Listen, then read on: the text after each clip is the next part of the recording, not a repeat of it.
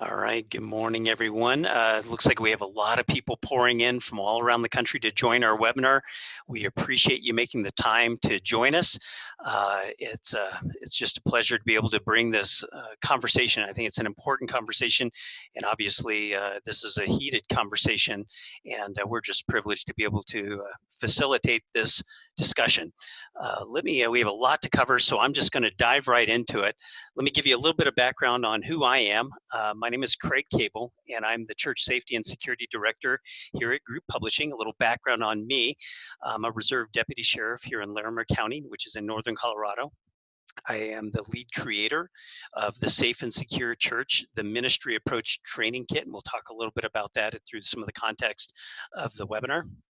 I'm also an NRA certified firearms instructor. I'm a co-leader of our armed church security team at a mega church here in Northern Colorado.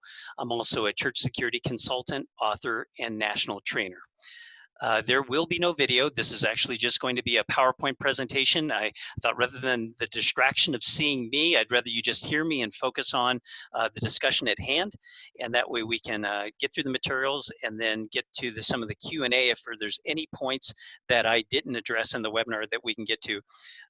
So some of the details that people have been emailing me about, we want to make sure that we respond to that. And so let me just set up some context for what today's purpose is. One, it's to provide an after-action review of what occurred based on the reality is limited amount of information that we have thus far. Details and information about the incident continue to unfold, but it is prudent for us to take a look at what has happened and then draw what learnings that we can have. So that is the main focus, to identify any potential questions or learnings that can be contextualized for our own churches so that we can in turn keep people safe in the future. We may not have all the answers to this incident. In fact, we most likely won't. But here's what this webinar is not. It is not an attempt to place blame or second guess the actions of the security team or members of the church. There are a lot of emails that I've received that were asking about how this and why did they do this and how did they do this. And I'd rather just focus our energy and our thoughts around what can we learn from the things that we do know, and then we can apply that to our own context. So my goal ultimately, and it's my hope that it's your goal as well, is to keep churches safe while still living out the mission and purpose of our church. And that mission and purpose is solely to introduce people to the love of Jesus Christ. And today's webinar is really about balancing the tension of keeping people safe while still ministering to the needs of our community. So let's talk a little bit about the opportunity to present questions. There's a Q&A feature that you have on your little dashboard there that you can submit questions, and I have folks standing by and we're kind of gleaning those questions. Now, I've received a lot of questions just over the last few days, and a lot of the content that I'm going to be talking about is really tailored around response to the questions that are actually capable of being answered. So we're going to try to get to that as best we can towards the end of the presentation, but hopefully we resolve your questions. But use the Q&A button if you have a question that you'd like to see if we can tackle in the midst of the webinar. All right. Before we go any further, I really just want to make sure that we address that there was a significant tragedy that happened connected to this event, and that tragedy cost two beloved members of that church, and the community and family members lost two individuals, Richard White and Tony Wallace. And as we engage in today's conversation, I think we need to keep them central in our thoughts and prayers. And so we like to start our webinars with a brief word of prayer, and I think they're a great reminder of what this webinar is really all about and what our focus needs to be. So if you would join me in a brief word of prayer. Heavenly Father, we focus our attention to you as we pray for guidance and discernment on today's webinar. We ask that you surround our friends at the West Freeway Church with love and mercy during this difficult time. And we also lift up in prayer the friends and the family of Richard White and Tony Wallace.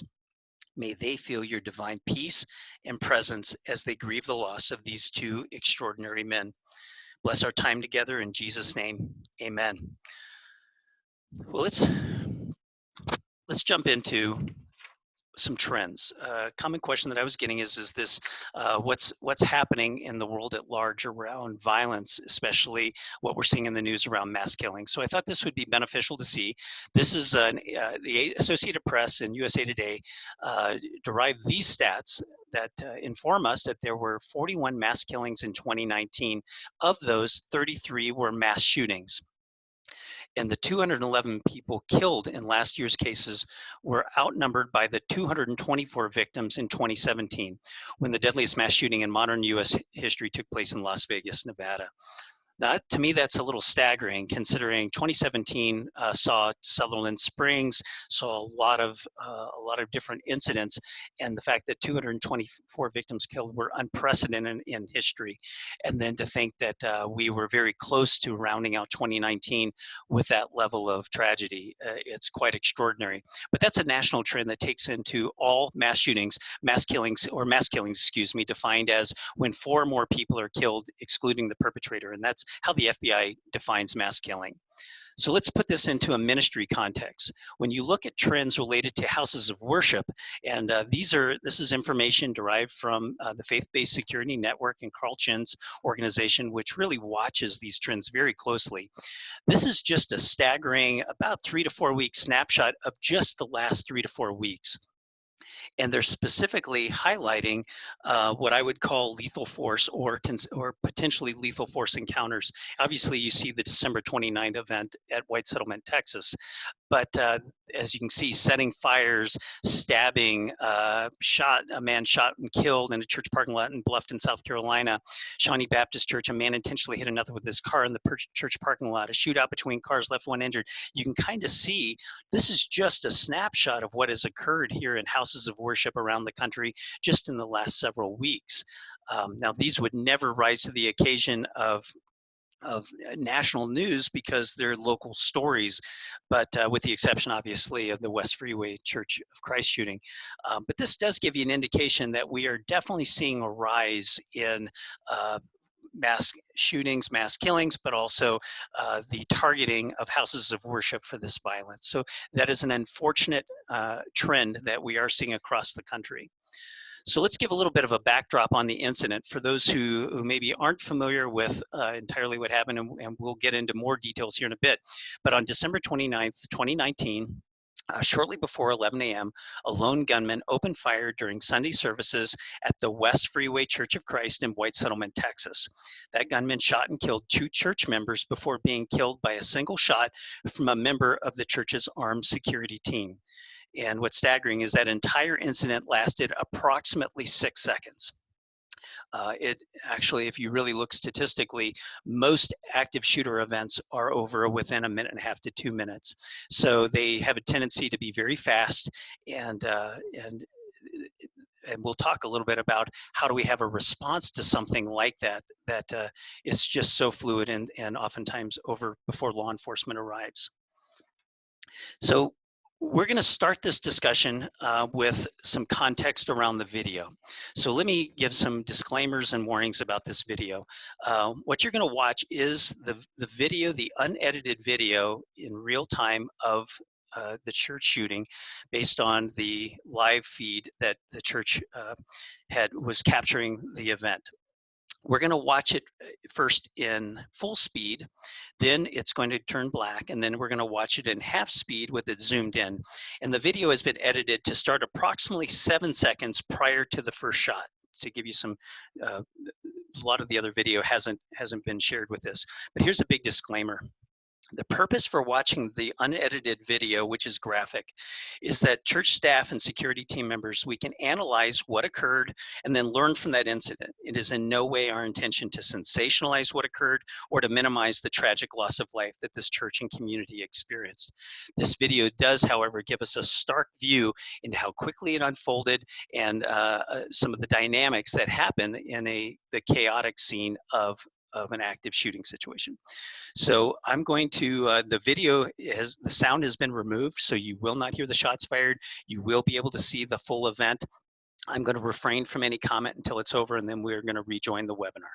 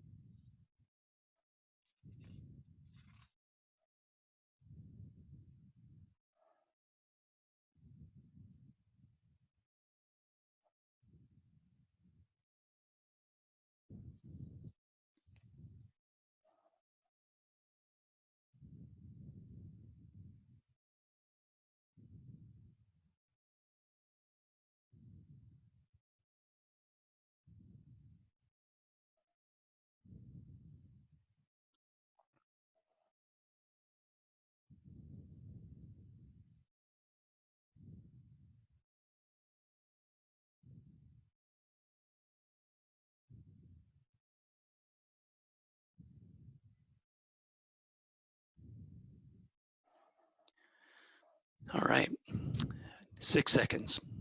The whole, from the beginning of the attack till the shooter was stopped, 6 seconds. I want us to spend the majority of our webinar time talking about some key points, learnings that I think we can apply to our own churches, and as we inform and train and prepare our own churches for a potential situation that could happen. And so I'd like to focus on specific learnings that I'd like to pose questions that I'd like for you to consider. The first is situational awareness. Of all the emails that I received from folks like you and around the country, was the biggest, most pressing question was, did they see that this person was coming to the church? If they saw this person coming into the church, why didn't they stop them? If they had suspected that he potentially have a weapon, why didn't they get involved sooner? Why did they allow him in the church? And so a lot of those questions I quite frankly can't answer, but I think it raises good questions that if this situation had occurred at your church, how would you handle that situation? What would you see and perceive, and decisions that you would make? So when it comes to situational awareness, it's a team effort. It takes not only a security team, but I encourage your church to inform greeters, ushers, and staff to all have their eyes open to suspicious behavior. This could be a suspicious person, could be a suspicious vehicle, could be a suspicious package. Situational awareness is everyone's job in the church, and it can't be done by the limited number of security people that we have, or if you don't have a church security team, it is maybe not being done at all. So I think it begs the question, what rises to the level of suspicious behavior?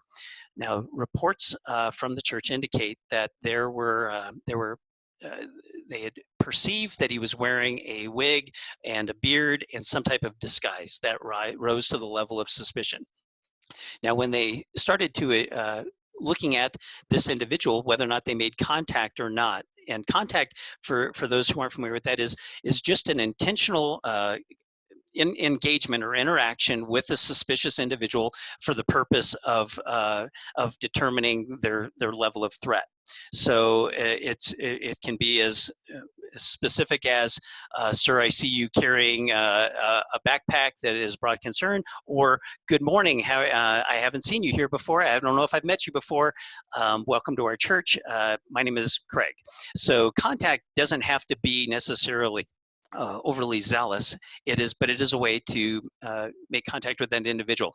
I do not know what the level of contact was, but they did perceive that he was being suspicious based on his dress.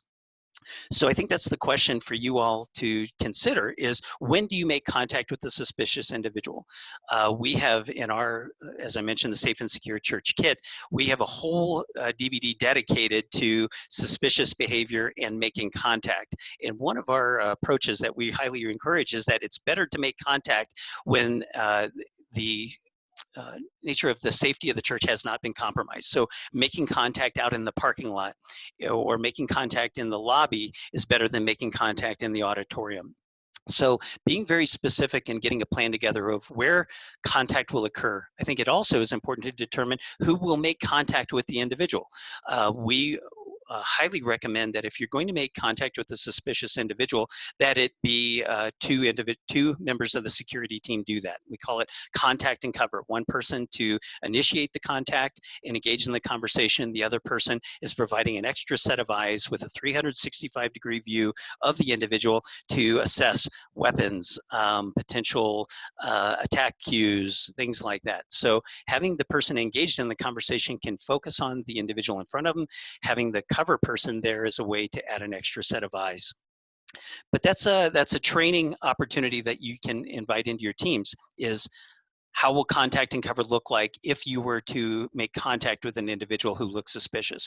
You can see in the circles here that this person was wearing a black jacket and a hood and then the disguise. He looked very suspicious, and obviously that caught the attention of the church, or they wouldn't have been in close proximity to him.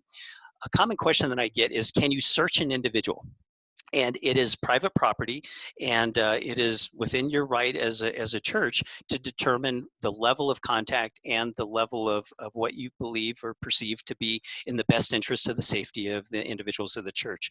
So I have contacted individuals in the course of volunteering at my own church, and it has been very consensual. I'll ask someone, I noticed that you're wearing a large overcoat, you have a large backpack, would you mind opening that for me just to make sure that there isn't anything that we need to be concerned about? It can be as benign as that, but it's a practice, and we talk a lot about that in what we call tactical communications. What does the contact look like, and what does reasonableness look like in that contact? Because truth is, if we vet anyone who looks suspicious or who looks out of sorts, and we keep them from coming into our church, then they will never be welcome back into it. They'll never come back. And so that's the tension we have to manage. I apologize. It sounds like maybe we're having some inconsistent internet. So I'm sorry if my voice is breaking up slightly. Hopefully that'll get resolved here in a minute. Let's jump into the next learning. If it sounds like maybe we missed some of the main points used for contact in the past, let me rehash that in the event we lost that. Is that contacting someone who looks suspicious can be as simple as, "Hi, welcome this morning. My name is Craig. I'm with the safety team here at our church. We noticed that you're wearing a heavy overcoat. Would you mind just opening the overcoat just to make sure that there isn't anything we need to be concerned about? Or, sir, would you mind opening your backpack just to make sure that there isn't anything for that we need to be concerned about?" Contact sounds like that, but you can ask for that. It is private property, and it's within your right to be able to do that.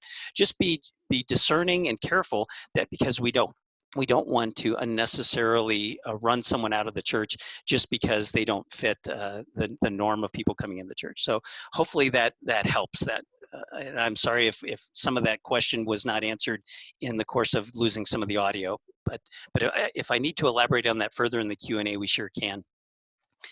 Another key point is related to utilizing technology. The ability to monitor a suspicious individual or communicate with other members of the security team and staff is essential in a crisis.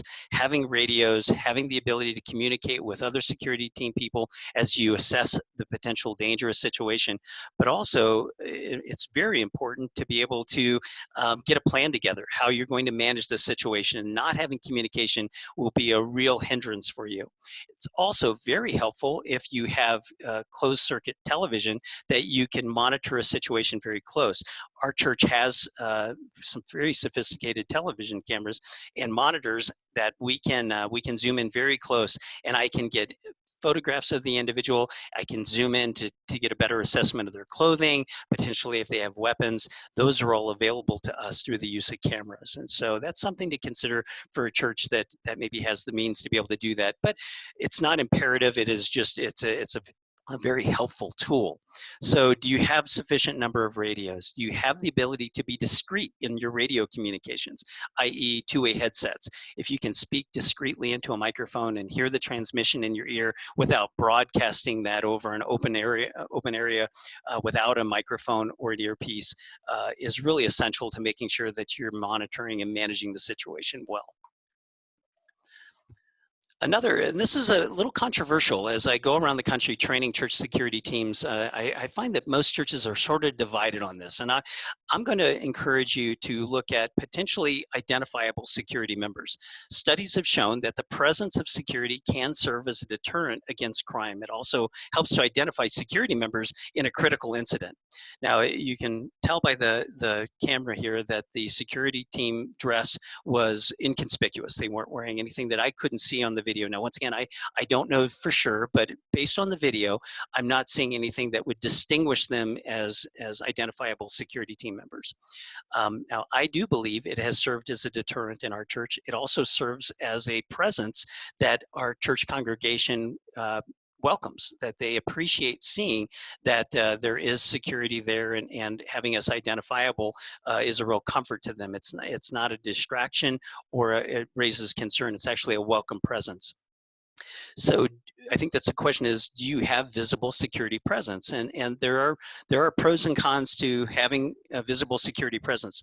The most common one that I hear is that a fear that security members will be targeted because they're identifiable. And I guess my answer to that is, if the prospect is they're focusing their attention on me versus someone else who's an innocent bystander to my church, that's a good thing. If I can draw their attention away from potentially doing harm to someone else, that's the role that I serve in my church. And so having identifiable security members is a way to do that. So that's a question. Do you have visible security presence? Why or why not? Do you have enough security members positioned in potentially vulnerable areas? Your children's ministry area, your auditorium, your entrance, your lobby, your parking lot. Those are all potential vulnerable areas, and making sure that you have adequate coverage to ensure that if something was to occur, that there would at least be a presence there that could quickly respond. I think the biggest, most controversial question that we get are armed individuals in the church, whether or not it's a security member. And we'll talk a little bit about non-security members being armed. But I think it's a fair question that if you have armed individuals who are responding in your church, how would first responders or other armed individuals identify security people, meaning that they wouldn't perceive that they were an additional threat? You would hate to have someone be injured or killed because someone perceived that they're a threat when they were really a responding security person. So having identifiable security also is a safeguard, at least a step towards a safeguard, to make sure that people, I know that they're the good guys. Okay, another point is reacting to the attack. As you can kind of see from the video, it unfolded very, very quickly. And it is just a reality that action will always be faster than reaction. The attacker's actions will always be ahead of the victim's reaction to the attack. But being trained in how to react in a critical incident can play a significant role in the outcome of that attack. So some of the questions that I'd like for you to consider are, what pre-attack indicators should security members be looking for? We've talked a little bit about suspicious behavior, dress, the potential of weapons, but this security team, based on the accounts that were shared with media, saw that they noticed that one of the shooter's hands was obscured from view, meaning they could see one hand, they couldn't see the other hand. And we unfortunately learned later that the reason they couldn't is because he was concealing that shotgun underneath his overcoat. But that is something you're looking for. You're looking for pre-attack indicators of, are they looking around to see where security members are? Are they looking for cameras? Are they gesturing in a way or making comments in a way that would potentially telegraph an attack? Are they pacing? Is there a nervousness? Are they pumping their hands? Are they wearing heavy clothing in a time or a weather or season that heavy clothing would not be typical? Those are some of the things that are a potential telegraph of that something is not right, and that I think obviously a significant level of awareness needs to be heightened during those times where you're seeing those indicators. But it's also making sure that you stay in a role that, and in a distance, that if you needed to intervene, you could. So that begs the question, what are some considerations for drawing a weapon in response to a drawn weapon? In this situation, it was tragic. Richard White was the first one killed. He was the security team member who was the first initial shot. And you can see in that video, and as I've captured it here on the screen, he is attempting to draw from concealment behind his sport coat from what I would call a 6 o'clock position. That's where he had his holster drawn. And the time that it took him to draw that weapon while having the shotgun trained on him was just, it was going to end badly.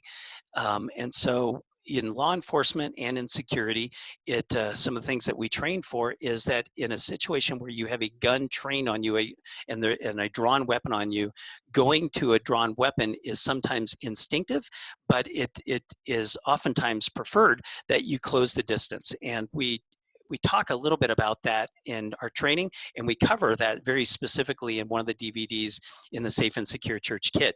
Is in some cases, the best thing you could do is actually charge the individual and try to dominate the weapon. Now, would that have change the outcome? I'm not sure. Would it have potentially helped control that situation to where it maybe would have not have escalated to additional shots? Quite possibly.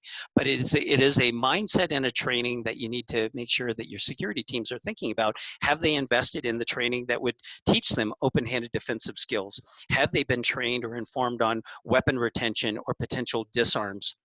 And what does it mean to close the distance? Those are all considerations at what they would potentially do on a drawn weapon. But I think it also asks, how practiced are you at quickly acquiring and drawing from concealment? For those who are maybe on the webinar who are part of an armed security team, I find that in my experience as a firearms trainer and a security team trainer, there's not a lot of investment of time and energy in drawing in different situations, drawing a weapon with different types of clothing, if from seated to standing position to being maybe kneeling position. Those are all things. If you're going to be a concealed carry holder and a self-defender, that's an investment of your time and training that you just have to make. Now, once again, it is not to diminish whether or not Richard White had that training. I don't know if he did or not, but I think we can all draw some experience from this, saying, I'm going to make a personal investment on my time that I am going to become more trained and proficient at that. All right, another observation, another learning is stopping the threat. And we talk about it in one of our training videos on what's going to happen during an attack. And you're going to see once the first shot is fired, and you saw it in the video, people are likely going to do one of three things. They're going to hide, and you saw people duck down in the pews. You're going to see people flee. They're going to attempt to run, or they're just going to freeze, and you saw that in the video as well. Some people just froze in the midst of the chaos of the shooting. Training is essential to stopping the threat while keeping innocent bystanders safe. Even Jack Wilson had said he couldn't take the shot that he needed to take because there were people in the way. And I've kind of screen captured the whole dynamic of the room. You can actually see people hiding, you can see people fleeing, and you can see people freezing.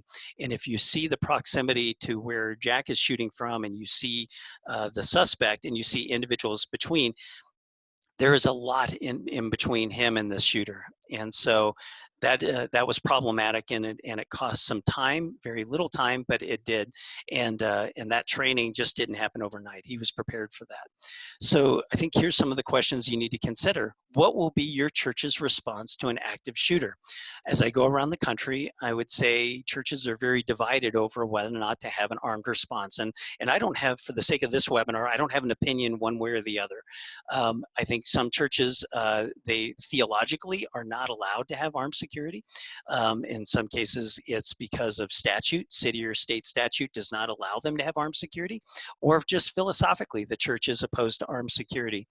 And then some churches have made the decision to have armed security. Regardless of where you fall on that spectrum, you have to have a plan on how you're going to manage that, because if this church hadn't had armed security, would it have been a different outcome?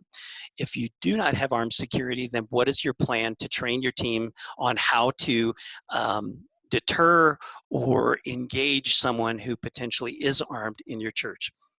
So I would encourage you to have that conversation, regardless of whether or not you fall on one side or the other. It's an important conversation to have.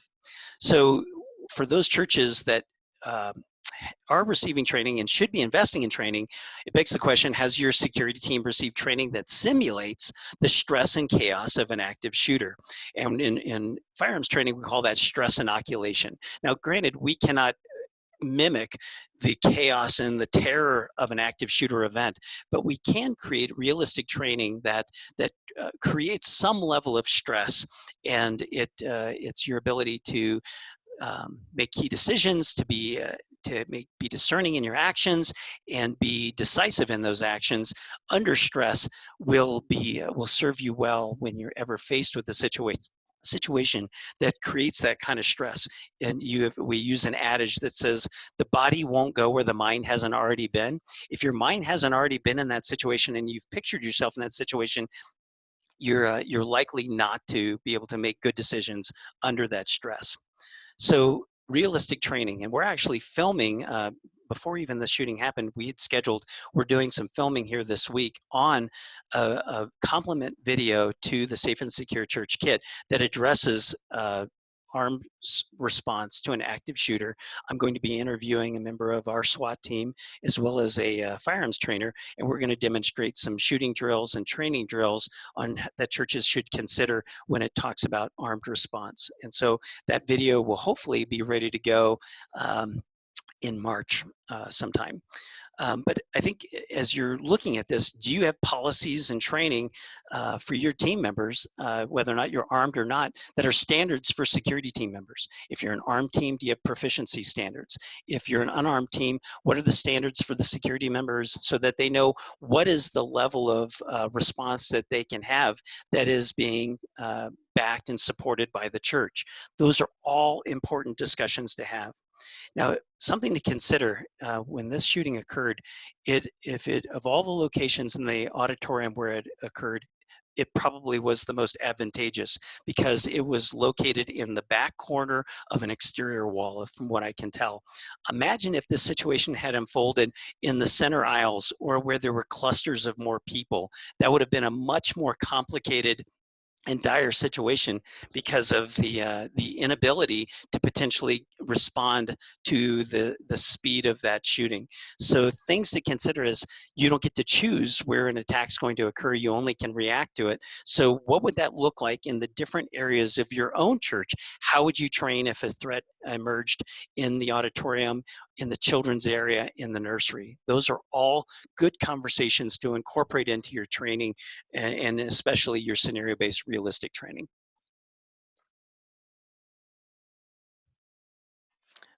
Let's talk a little bit about other perceived threats.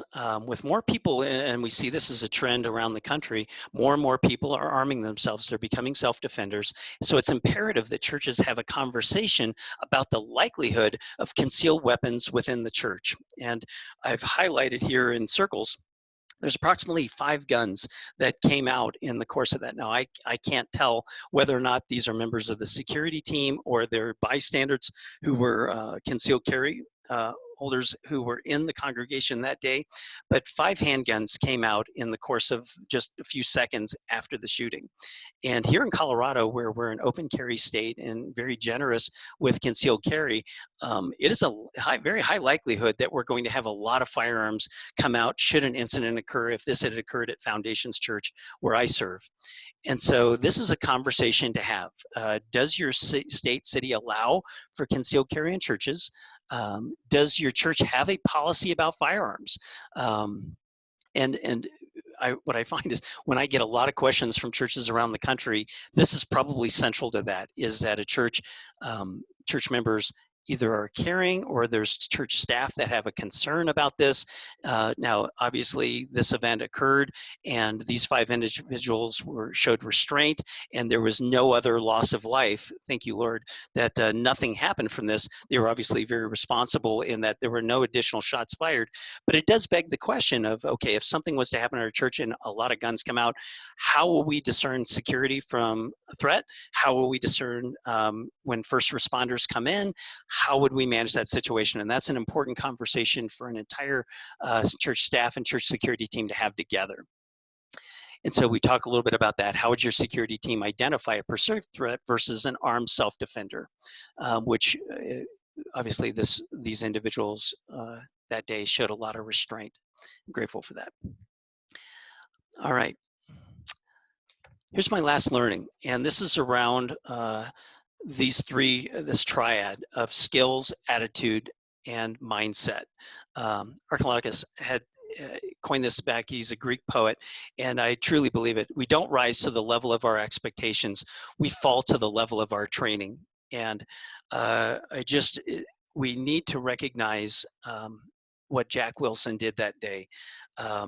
Jack Wilson's personal dedication to his training, the fact that he was strategically located within close proximity to the shooter, were all significant factors in his ability to quickly and decisively stop that threat. And while it is truly tragic that Richard White and Tony Wallace lost their lives that day, it was Jack Wilson's quick actions that saved an untold number of lives. So this is a question for the security team members who are on the webinar today. This is a question for you. Do you have the skills, attitude, and mindset to survive and prevail during a critical incident? Churches can endorse or provide training, but that is really an individual's commitment to saying, I am going to have the skills, attitude, and mindset.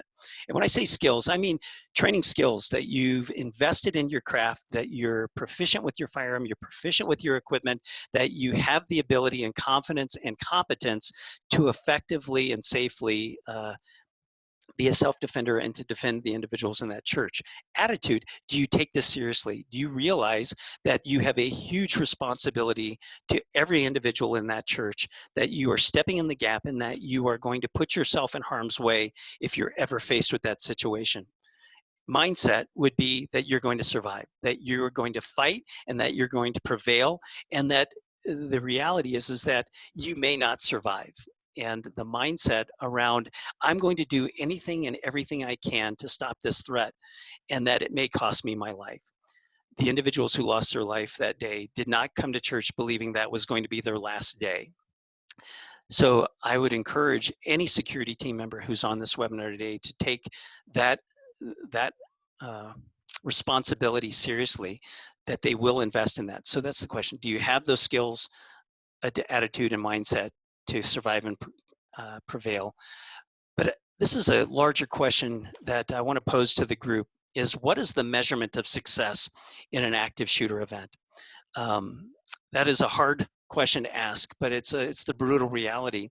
And we talk about this on one of the DVDs in the kit, is that success may be that only one or two people perish while saving the lives of others. I mean, this was a church that there was someone to challenge that threat. And you only have to look back in past events. November 5th, 2017 in First Baptist Church, Sutherland Springs, Texas. 26 people were killed and 20 were wounded by an unchallenged threat.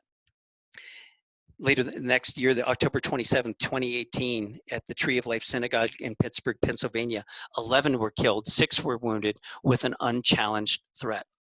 And so I'm very grateful that Jack Wilson stopped the threat, because we have already seen a history and a precedence of when that threat hasn't been stopped, there is a much greater loss of life. So does your church, does your teams, are they prepared for that? Do they have the training for that? But I think this is also a question we need to ask ourselves as church leaders and as members of our congregation, is that should we ever encounter a critical incident in our church, does our church have a plan for surviving after the incident? We talk about this. There was an interview with Steve Case from Brotherhood Mutual Insurance Company, who's part of within the DVD, and his whole discussion is around what happens after. And we're very grateful. This church, West Freeway Church, was at church on Sunday. This past Sunday, they resumed services. And I think that's a strong message, that they will not be defeated and they will not give in to fear. But it's a good question to ask, and there is going to be a lot of impact, personal impact to people, maybe even the facility around an incident. And does your church have a plan for surviving after that? And so I encourage you to develop a plan. What does it look like to continue to care for your congregation and care for your community once the dust settles and you're attempting to rebuild and restart your ministry in your community? Because your community needs your church more than ever during that time.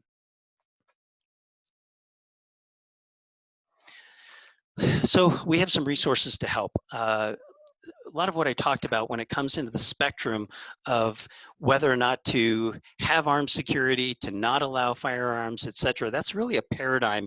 And our friends at Brotherhood Mutual, who is the sponsor of the Safe and Secure Church Kit, is a wealth of knowledge and information around counseling and providing consultation and providing insurance around this whole discussion around church safety. And so I would encourage you to reach out to Brotherhood Mutual. That's their web address right there. They have a downloadable PDF of that Firearms at Church brochure, and so I would encourage you to download that. But definitely reach out to the Brotherhood Mutual team to just have them assess your policies. Have them take a look at, do you have a plan? Have them work with you to develop your policies and procedures around keeping your people safe. They're a fantastic resource, and they've been a wonderful partner in really helping churches all around the country stay safe. So I would highly encourage that. The other is I keep referring to the group's Safe and Secure Church kit. This is a kind of a layout of all of the contents of the kit. You're going to see DVDs that are related to training your leadership. You're going to see DVDs around informing policies and procedures, and you're going to see videos around training your team. And then there's a whole robust package on policies and procedures and planning and a quick start guide and developing scenarios. It is a comprehensive safety kit that really invites a much broader discussion around how do we look at safety and security all the way from the leadership, all the way down to our keeping our kids safe in our children's ministries. So I would encourage you to look into the kit as a way to inform your decisions going forward. Last, I just want you to continue to lift in prayer the pastor of this church in Texas. This West Freeway Church of Christ is going through a lot of pain and stress and worry right now. And I just pray that you be with Britt Farmer and just lift him up as how does he guide his church through this process, but also surround this community in prayer as they continue to reach out to the needs of the folks that have been affected, but also how do they continue to minister to the folks in their community. All right, well, you've been very patient, and I want to make sure we get an opportunity. We've got a few minutes here to answer some questions. A lot of folks have been submitting some great questions, and as I mentioned before, a lot of the questions I've already responded to were based on a lot of the questions that I received. So I'm gonna see if we can hit a few of these. One question I'm going to tackle first and foremost, because this is a really common one for me, is how does the church have a conversation around this? And what I find is that people are talking about safety and security concerns in your congregation. Whether or not they realize you have a solution or not, they're concerned and they're talking about it. And so I encourage you to just have an open dialogue with your congregation. Acknowledge that there are concerns, acknowledge that their fears are warranted, reassure them that you have plans and that you have people in place, that you're developing policies, processes, and procedures to keep them safe. And I think that goes a long way. I have found that not saying anything actually probably creates more concern than saying something. So I would encourage you to do that. One of the questions, what if no one at the church is carrying a firearm? What should be the protocol to deal with an active shooter? Very common question that I get from churches that do not have a security team or an armed security team. And my response to that is you're going to need to really push out your security presence or your situational awareness much, much further. You're going to have to be much more proactive at engaging suspicious activity sooner. You're going to have to be very diligent to manage those situations very quickly through other means. You're going to have a good, strong plan of how you're going to engage law enforcement or first responders very quickly. Those are all the considerations that you need to have of, okay, if we won't have someone in the immediate responder to stop the threat, what are some ways that we can do this? And there's some great training around avoid, deny, defend. It's also, you hear it as run, hide, fight. A congregation fighting simultaneously to deter a threat is a powerful presence. And so getting a game plan on what that's going to look like from your volunteer standpoint, how will there be a mass response to stopping that individual if you do not have the ability to meet lethal force with lethal force? You're going to have to manage that with numbers and violence of action. And that's my recommendation, is be prepared to know what that's going to look like and get a game plan of how that response is going to be.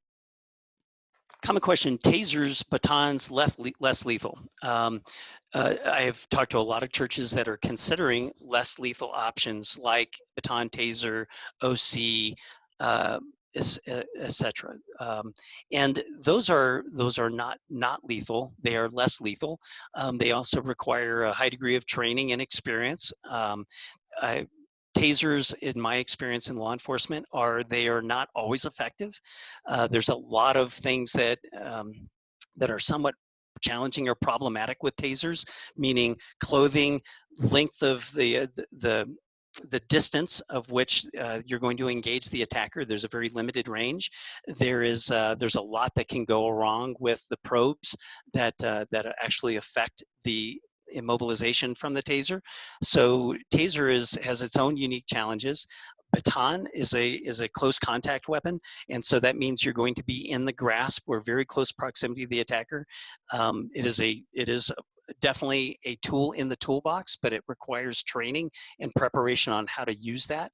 And I would encourage you to look at. I follow and participate and trained in Krav Maga, and that's spelled KRAV MAGA, and it's an Israeli martial art training that does a great job with close contact weapons and open hand defensive skills. And so I would encourage you, if you have interest in learning more about that, find a Krav Maga licensed Krav Maga instructor in your area. I have found it to be incredibly helpful in my role in law enforcement, and it has a very direct correlation to how I would perceive what my response would be in my security role at my church as well. So definitely encourage you to look at Krav Maga as a consideration for other tools in your toolbox, like disarms and using impact or distance weapons. Alice Training, someone mentioned that's another. Alice Training is a great resource on the run, hide, fight, or they have a different philosophy for it. But it's also a great way. I would encourage you take your staff and teams, volunteers in your security team through Alice Training. It's a great resource for you there as well. I'm a trained instructor in what they call the Alert training, which is based out of Texas. I'm an instructor for that, and they teach Avoid, Deny, Defend, which is very similar to some of the Alice philosophies as well. The one thing I do want to say about run, hide, fight, or avoid, deny, defend, they are not linear. It isn't, you need to run first, and if you can't run, then you need to hide, and if you can't hide, then you need to fight. In some circumstances, like what unfolded there, fight is probably the best option. Fight now, fight fast, fight to the death. It is, if that person is there in close proximity and there is a imminence of lethal force or serious bodily injury, it's fight. There is no run, there is no hide. And so as you work through your teams and you train them, it's situational, and you do what makes sense based on the situation and your proximity to the threat. And so as you look into training like that, whether or not it be alerts, avoid, deny, defend, or Alice's training, just understand that you need to make sure that you have a mindset that that's what's going to look like. You're going to prevail in that fight, and you're going to do whatever you can to prevail, and you're going to do whatever you can to protect people. So that's very much a skill, attitude, and mindset that drives that. Great question on de-escalation. Several of you have asked this. Yes, in fact, there's a whole DVD dedicated to that in the kit. I believe so strongly in this. If you can de-escalate a situation before it turns into a higher level of force needed up to lethal force, that's a win. And so not only identifying a potential threat, but potentially de-escalating that threat before it gets worse is a key skill, and it is a perishable skill. It is a very intentional, tactical use of words to take this person in a direction that you need them to go, that will not escalate the situation but de-escalate the situation. And so that is a very specific training that I would encourage all church security team members to go through. I would encourage our volunteers to go through it, and so you can find it's commonly referred to as verbal judo is one approach. you hear other versions of de-escalation. It is definitely a skill that will serve you well, because a lot of what I do in law enforcement and in security is communication, and being a more effective communicator in de-escalating is definitely helped us avoid situations that potentially could have become a lot more volatile. So thank you for raising that question about the importance of de-escalation.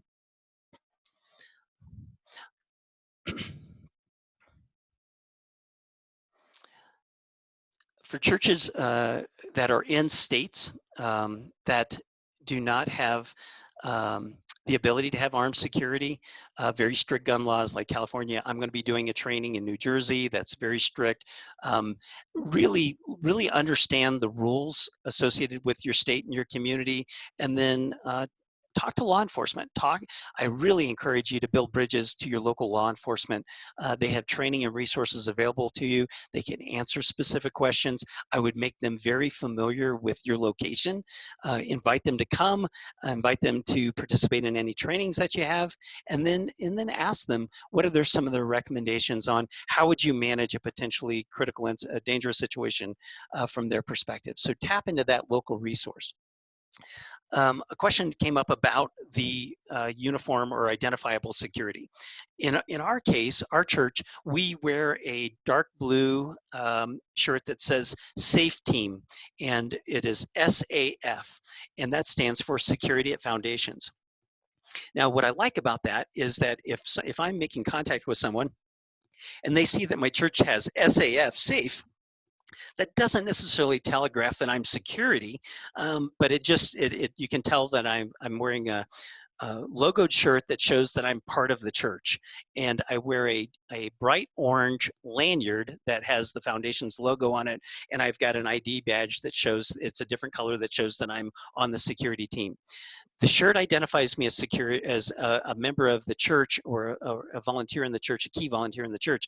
The lanyard is bright because if someone's responding into that church and they see that bright lanyard, I want law enforcement to know that that lanyard is representative of a good guy. And so having a bright color like that is a positive thing. Now, we don't telegraph that we're a security team. Once again, when I make contact, it sounds like this. Hi, I'm Craig. I'm one of the volunteers on our SAFE team here at Foundations Church. It's great to have you this morning. I couldn't help but notice blah, blah, blah. So that's what contact looks like. But when they see the shirt, they know that I'm in a position of authority, that I have the ability to speak on behalf of the church, and I'm identifiable. Now, what I also appreciate about having identifiable security is many times people will come up to me and they recognize that I'm with the church, and they'll ask me very simple questions like, hey, do you know where I check my children in? Hey, we noticed this person left their keys in our chair in the auditorium. Would you make sure that they get it? So they know that I have a role in the church. And so having a visible security presence is far more than just being a security presence. It's actually a welcomed presence that people oftentimes on a daily basis, every Sunday, tap into as a resource for them. Some of you have asked about the different trainings. We will be all over the United States hosting full-day regional trainings that will go into everything from how do you get leadership on board, how do you develop your church safety and security team, how do you de-escalate dangerous situations, how do you spot danger, how do you do a risk assessment on your church, what are the different levels of force that can be used, and then scenario training that applies all those principles. It's a full-day training, and we will be promoting those trainings all around the country. Right now, we're locking in the 2020 dates, and they're filling up fast. If you'd like to see where those training dates are going to occur, or if you would like to be potentially one of the host locations for a training, please email us and let us know. The web location you can go to learn about our trainings, it is group.com/security training. Once again, group.com/security training.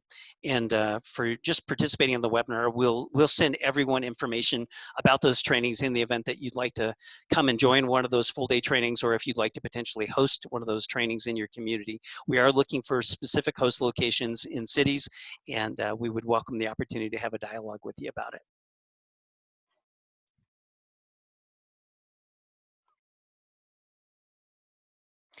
Small congregations. I get this question a lot: is we're a small church, small congregation, and what do you do in those situations? And my answer to that is scale to what you can do. If you have a small church and you maybe have one or two people who are willing to stand in the gap and be those volunteer, be those extra eyes. Um, then equip them, train them, and bless them to be able to serve in that capacity. If you do not have the resources to do that, other options are reach out to your local law enforcement and find out what they could do as having a presence during your services. In some cases, whether or not be in a county or whether or not be in a city, they make provision and some discounted rates to have officers to be available for churches. I can tell you from the sheriff's office that I'm a part of, community policing and serving our houses of worship in our county is a big deal for our sheriff. It matters a lot to him. He's a believer and strongly supports the local church. And you may find a very similar advocacy in your county. So I would encourage you, and I'm biased here because I'm a big fan of our sheriff and of sheriff's offices, but I would also encourage you to reach out to them and just find out what their recommendations and whether or not that's an option for churches who just simply do not have the resources to have a security presence. That may be a great place to go. You asked the question, repeating what SAF stands for on our logo shirts. It stands for Security at Foundations, our church's foundations church.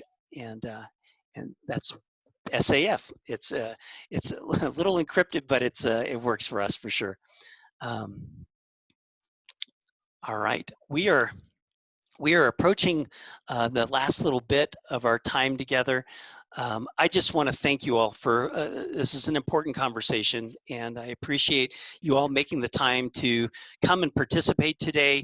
Very thoughtful in your questions. I'm sorry I wasn't able to respond to everyone's questions, but I love that we're all grappling with this, and it is my goal that that we do everything we can in this new year to not only keep our congregation safe, but help people come to know and love Jesus. And that's a tension we have to manage. And just know that you're in our prayers.